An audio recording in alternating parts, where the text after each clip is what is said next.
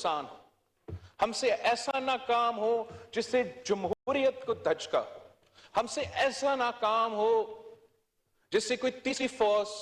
غیر جمہوری فورس جو ہے وہ فائدہ لے۔ جب ہم نے پی ڈی ایم بنائے یا جب ہم نے لانگ مارچ نکالے تو ان پلیٹ فارمز پہ بھی پاکستان پیپلز پارٹی کا موقف یہ رہتا تھا کہ آپ آ کے احتجاج کرے، آپ دھرنا جو ہے نہ دے، آپ کسی کو یہ اپرچونٹی نہ دیں کہ وہ اس سچویشن کا فائدہ اٹھائے۔ اور یہی وجہ تھا کہ اس پورا وقت ہم نے زور دیا کہ ہم نے عدم اعتماد کے تھرو وزیر اعظم، سلیکٹڈ وزیر اعظم کو نکالنا ہے، اور جبکہ تاریخ میں کبھی ایسے ہوا نہیں تھا،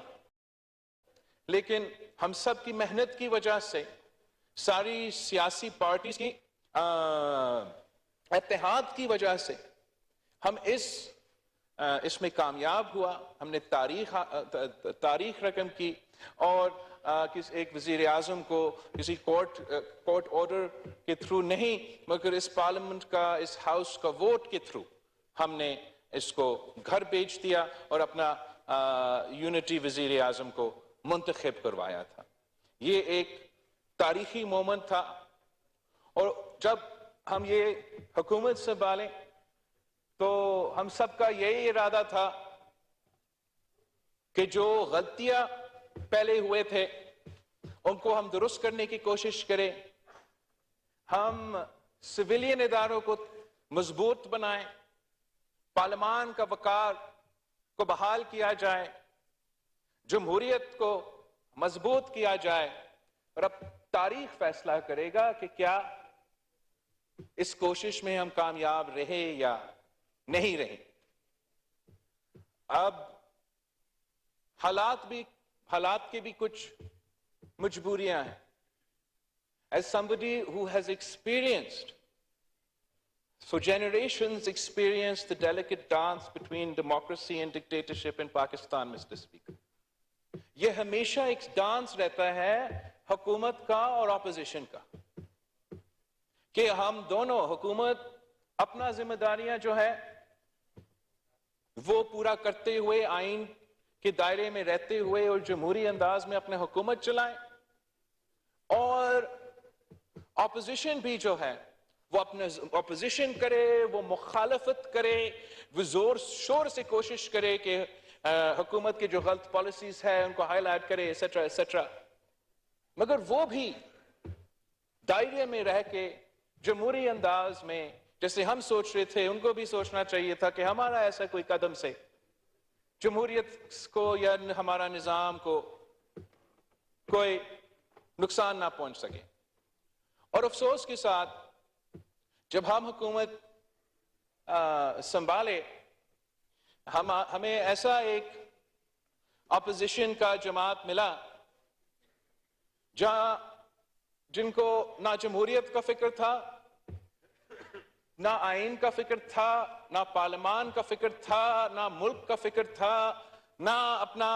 جماعت، اپنے کارکنوں کا فکر، اور انہوں نے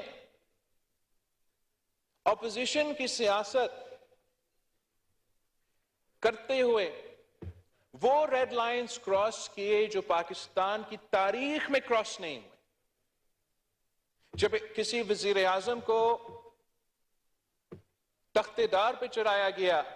شہید کیا گیا، تو تب بھی اس قسم کی سیاست نہیں کیا گیا۔ جب ایک دوسرا وزیر اعظم کو یا دونوں وزیر اعظم کو ایگزائل کروائے گئے، تو تب بھی ایسا کوئی ریڈ لائن کراس نہیں ہوا۔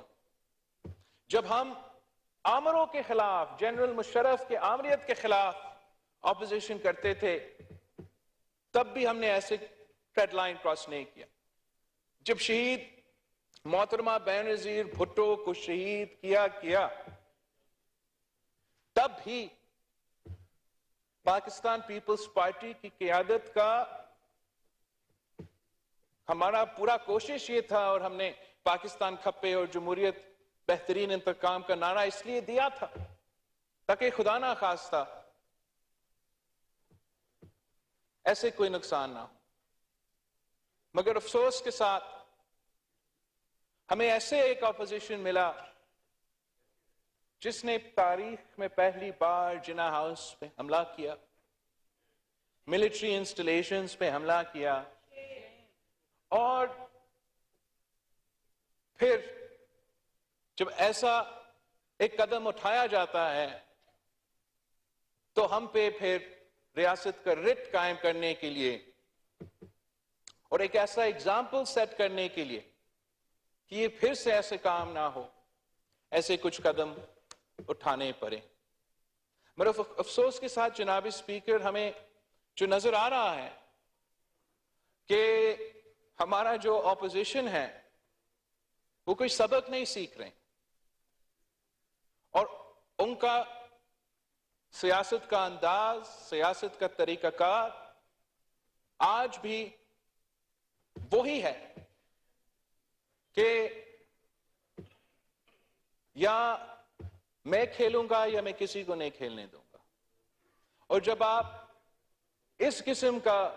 تقسیم کا، نفرت کا سیاست کرتے ہو، جب آپ سیاست کو مخالفت سے آگے دشمنی تک لے کے جاتے ہو اور وہ بھی پھر ذاتی دشمنی پہ لے کے جاتے ہو، تو اس کا نقصان ریاست کو ہوتا ہے، سیاست کو ہوتا ہے، جمہوریت کا ہوتا ہے، اور ہم سب کا ہوتا ہے. اب انشاءاللہ تعالی ہم الیکشنز کی طرف بڑھ رہے ہیں، مگر جناب اسپیکر سیاسی پارٹیز کو کچھ سیاست بھی اس طریقے سے کرنا چاہیے جس سے ہم یہ جو اب صورتحال بنا ہے، ہمارا سیاست، ہمارا کوشش یہ ہونا چاہیے کہ اب اس سچویشن کو ہم ریکنسیلیشن کی طرف کیسے لے کے جائیں، ہم کیسے آخر میں یہ نظام کو چلنے دیں گے. پاکستان پیپلز پارٹی کی موقف یہ ہے، پاکستان پیپلز پارٹی کا رائے یہ ہے کہ ہمیں اگر نیا چارٹر آف ڈیموکریسی نہیں، پھر وہ پرانا چارٹر آف ڈیموکریسی ہی صحیح، اس پہ تمام نہ صرف سیاسی جماعتوں کے اور وہ سیاسی جماعتوں جو آج کل باہر ہے اسمبلی سے، ان کے ساتھ بھی، مگر پھر دوسرے اداروں کو بھی اس چارٹر کو یا ماننا پڑے گا یا اس ڈائیلاگ کا حصہ ہونا پڑے گا، جس میں ہم آخری کار آپس میں بیٹھ کے یہ فیصلہ کریں کہ کیا وابڈا جو ہے وہ واٹر کا جو ہمارا وفاقی وزیر ہے وہ چلائے گا یا سپریم کورٹ کا کسی چیف جسٹس چلائے گا. ہم نے آخر کار وہ رولز آف دا گیم آپس میں طے کرنا ہے کہ کس چارٹر کے تحت، کس کوڈ آف کنڈکٹ کے تحت نہ صرف ہم سیاسی جماعتیں آپس میں ایک دوسرے کے ساتھ سیاست کریں گے، مگر کس طریقے سے ہمارے ادارے دوسرے ادارے کے ساتھ چلتے رہیں گے. ہمارا سلیکٹڈ حکومت کا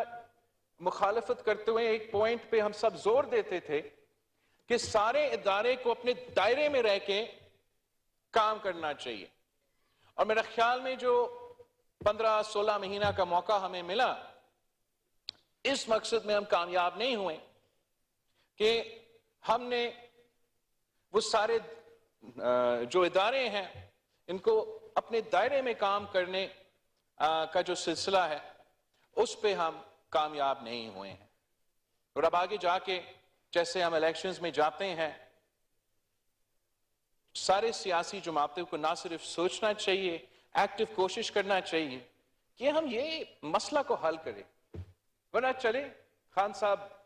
اریسٹ ہو چکا ہے، اپنا تو مکافات عمل ہے. میں تو بچپن سے دیکھتا آ رہا ہوں کہ پاکستان میں سیاستدان تو جیل جاتا ہے یا حکومت میں ہوتا ہے، مگر اب آپ الیکشنز بھی کر لیں گے، آج نہیں تو کل کسی نہ کسی وقت وہ نکل جائے گا، اور پھر جو بھی حکومت ادھر ہوگا وہی دھاندلی، وہی دھرنا، وہی سیاست چلتا رہے گا. یا خدا نہ خواستہ کسی وجہ سے پی ٹی آئی کا کوئی امیدوار इलेक्शन जीत जाए, खुदा ना खास्ता किसी वजह से पीटीआई का कोई उम्मीदवार इलेक्शन जीत जाए, तो फिर भी वही सिलसिला में हम लगे रहेंगे। अवाम को असल मसाइल का हल निकालने के लिए वक्त कितना मिला हमें ये पिछले जो 15-16 महीने में? कभी कोई इस्लामाबाद पे लॉन्ग मार्च, तो इस्लामाबाद का को जला रहे हैं। कभी जमान पाक जो है मैदान जंग में तब्दील हो चुका है। कभी ये May 9 का इंसिडेंस आ जाते हैं। तो जहां हमारा ऑपोजिशन पे भी जिम्मेदारी है कि वो अपना रवैया दुरुस्त करे, हम पे भी एक जिम्मेदारी है कि हम सब सियासतदान बने, सियासत को और जमहूरियत को मजबूत करने की कोशिश करें। 65% ऑफ अ पॉपुलेशन, हम सब ये जानते हैं, दे आर कंसिडर्ड ये 30 साल की उम्र से कम है। ये हमारा ये रवायती सियासत से तंग आ चुके हैं। ये सियासत देखते देखते वो अब ना हम पे भरोसा करते हैं और ना किसी और पे भरोसा करते हैं। और जो इस मुल्क के सबसे बड़ा असासा है, जो इस मुल्क को तरक्की लेके देंगे, वो ये हमारा नौजवान नस्ल है। जनाब स्पीकर, मेरा अपील है, ना मेरा मुतालबा है, ना सिर्फ मेरा जमात से मगर तमाम सियासी जमातों से, कि हम अपना रवैया और अपना सियासत करने के तरीकाकार ऐसे रखें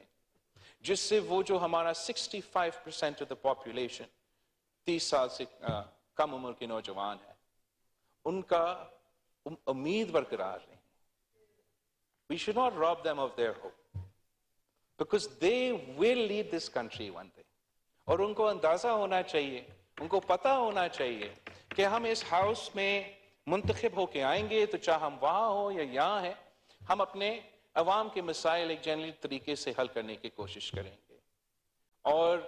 इस काम को पूरा करने के लिए मेरे ख्याल में हमें मजीद वक्त चाहिए। जाते हुए जनाब स्पीकर, मैं ना सिर्फ आपका मगर तमाम हुकूमत के और